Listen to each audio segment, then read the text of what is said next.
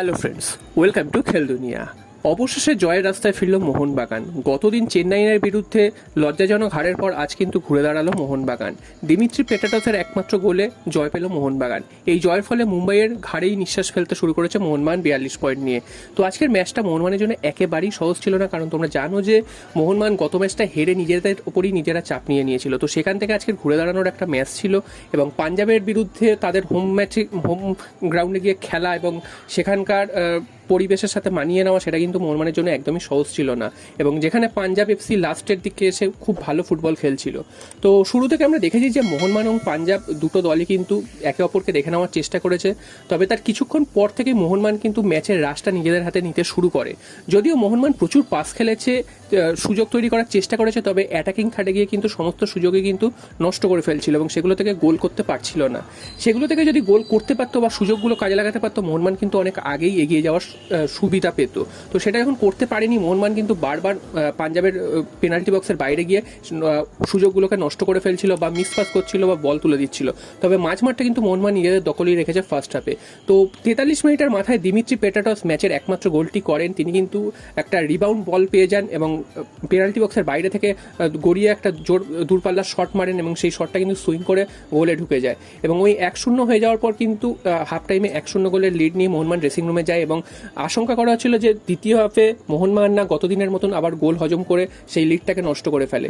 তবে সেটা কিন্তু আজকের হয়নি। মোহনবাগান কিন্তু আজকের সেকেন্ড হাফটাও কিন্তু মোটামুটি নিজেদের আয়ত্তে রাখার চেষ্টা করেছে পুরো ম্যাচটা এবং মাঝমাঠটাও কিন্তু কন্ট্রোলে রাখার চেষ্টা করেছে। তবে পাঞ্জাব কিন্তু সেকেন্ড হাফে অনেকটাই মোহনবাগানকে বেশি বেগ দিয়েছে।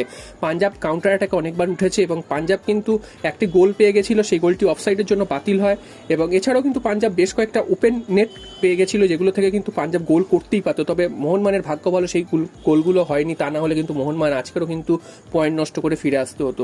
এবং মোহনবাগানও কিন্তু উল্টো দিকে সেকেন্ড হাফে অনেকগুলো সুযোগ পেয়েছে, যেই সুযোগগুলো কিন্তু হেলায় হারিয়েছে জেসন কামিংস, লিস্টান কোলাসো থেকে শুরু করে দিমিত্রি পেটাটস প্রত্যেকেই কিন্তু নষ্ট করেছে। তা না হলে মোহনবাগানও কিন্তু একাধিক গোলে জিততে পারতো। তো মোহনবাগান যেভাবে গোলগুলো নষ্ট করেছে, সেটা কিন্তু মোহনবাগানের একটা চিন্তার কারণ হতে পারে, কারণ এইভাবে যদি গোল নষ্ট করতে থাকে প্রত্যেক ম্যাচে, তাহলে কিন্তু পরবর্তীকালে গিয়ে মোহনবাগানের সমস্যা হতে পারে। এবং আজকে যদি লিড না নিয়ে রাখতে পারতো, তাহলে কিন্তু মোহনবাগান এই গোল নষ্টর খেসারত কিন্তু মোহনবাগানকে দিতে হতো।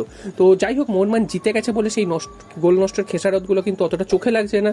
যদি না এগিয়ে থাকতে পারতো, তাহলে কিন্তু এইগুলোই কিন্তু বড় কারণ হয়ে দাঁড়াতো। এবং জেসন কামিংস তিনি কিন্তু আবার কিন্তু সেই পুরনো ছন্দে ফিরে গেছেন। তিনি কিন্তু ওপেন নেট গোলের সামনে দাঁড়িয়ে তিনি কিন্তু মিস করেছেন। এছাড়াও লিস্টান কোলাসো তিনিও কিন্তু ওপেন নেট মিস করেছেন। মনবীর সিং অনেকবার গোলের সামনে গিয়ে তিনি কিন্তু খেই হারিয়ে ফেলছেন। দিমিত্রি পেটাটস গোল করেছেন ঠিকই, তবে তিনিও কিন্তু গোল করার আরও সুযোগ পেয়েছিলেন, সেগুলো কাজে লাগাতে পারেননি। তো সব মিলিয়ে মোহনবাগান কিন্তু এই মুহূর্তে 20 ম্যাচ থেকে 42 পয়েন্ট নিয়ে মুম্বাইয়ের ঘাড়েই নিঃশ্বাস ফেলছে। মুম্বাই 20 ম্যাচ থেকে 44 পয়েন্ট পেয়ে রয়েছে, 2 পয়েন্ট মোহনবাগানের থেকে বেশি। আগামী সোমবার উড়িষ্যার সাথে মুম্বাইয়ের ম্যাচটা কিন্তু খুবই গুরুত্বপূর্ণ হতে চলেছে এবং তারপর মোহনবাগান নামবে বেঙ্গালুরু এফসির বিরুদ্ধে বেঙ্গালুরুর হোম গ্রাউন্ডে। সেটাও মোহনবাগানের জন্য যথেষ্ট কঠিন একটা প্রতিদ্বন্দ্বিতা হতে চলেছে। তো এই দুটো ম্যাচ যদি মোহনবাগানের ফরে আসে, অর্থাৎ মুম্বাই যদি হেরে যায় বা পয়েন্ট নষ্ট করে উড়িষ্যার বিরুদ্ধে এবং মোহনবাগান যদি বেঙ্গালুরুকে হারিয়ে দেয়, সেক্ষেত্রে কিন্তু মোহনবাগানের ফেভারে কিন্তু আবার লিগ শিল্ডের ভাগ্যটা চলে আসবে। তো দেখা যাক শেষ পর্যন্ত মোহনবাগান লিগ শিল্ড জয় করতে পারে কিনা বেঙ্গালুরু এবং মুম্বাইকে হারিয়ে।